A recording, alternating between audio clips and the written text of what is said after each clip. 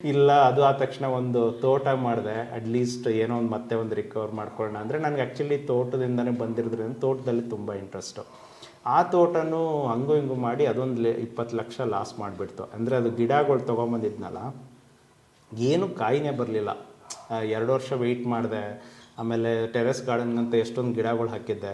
ಅಲ್ಲಿ ಏನಾಗೋಯ್ತು, ತುಂಬ ಕರ್ಕೆ ಹುಲ್ಲು, ಏನು ಮಾಡಿದ್ರು ಕಂಟ್ರೋಲ್ ಹಾಕಿ ಅದಕ್ಕೆ. ಅದು ಆದ ತಕ್ಷಣ ಬಂದ್ಬಿಟ್ಟು ಸುತ್ತಮುತ್ತಲು ಏರಿಯಾ ಬಂದ್ಬಿಟ್ಟು ಲೇಔಟ್ ಕ್ರಿಯೇಟ್ ಮಾಡಿ ಅಲ್ಲಿದೆಲ್ಲ ಹುಲ್ಲು ಕಟ್ ಮಾಡಿದ ತಕ್ಷಣ ಬರೋ ಹಾವುಗಳು ಇಲ್ಲಿ ತೋಟದಲ್ಲಿ ಸೇರ್ಕೊಂಡ್ಬಿಟ್ಟು ಇಷ್ಟು ದಪ್ಪು ಹಾವುಗಳು. ಆಮೇಲೆ ಒಬ್ರು ನಮ್ಮ ಕೆಲಸದವ್ರಿಗೆ ಕಚ್ಬಿಡ್ತು. ನಾನು ಅವಾಗಲೇ ಅನ್ಕೊಂಡೆ ನನ್ನ ಕತೆ ಮುಗೀತಿವತ್ತು. ಯಾಕಂದರೆ ಯಾವುದೇ ಒಂದು ವ್ಯಕ್ತಿಗೆ ನಮ್ಮ ಕೆಲಸ ಮಾಡ್ತೀನಿ, ನಮ್ಮ ವ್ಯಕ್ತಿನೇ ಅಂತ ಅರ್ಥ. ಅಲ್ಲಿ ಅವ್ರಿಗೆ ಹಾಸ್ಪಿಟ್ಲ್ಗೆ ಹೋಗಿ ಹಾಕಿದಾಗ ಒಂದು 45,000 ರೂಪಾಯಿ ಬಿಲ್ ಮಾಡಿದ್ರು.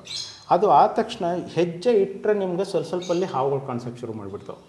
ಅಂದ್ಕೊಂಡೆ ಇನ್ನಿದು ಬೇಡಪ್ಪ, ಎಷ್ಟೇ ದುಡ್ಡು ಬಂದರೂ ಈ ತೋಟದ್ದು ಬೇಡ ಅಂತಂದು. ಬಟ್ ನನಗೆ ಒಂದು ದಿವಸ ಹೆದರಿಕೆ ಯಾವಾಗಿದೆ ಅಂದರೆ, ಏನೋ ಗಿಡದಲ್ಲಿ ಹುಳ ಗಿಡ ಹತ್ತಿದೇನೋ ಹಣ್ಣು ಅಂತ ನೋಡ್ಕೊಂಡು ಹೋಗ್ತಿರ್ಬೇಕಂದ್ರೆ ಮುಂದ್ಗಡೆ ಹಾವು ಹೋದರೆ ಹುಲ್ಲು ಅಗಲಾಕ್ ಶುರು ಮಾಡ್ತಂದ್ರೆ ಇಷ್ಟು ದಪ್ಪು ಹಾವದು.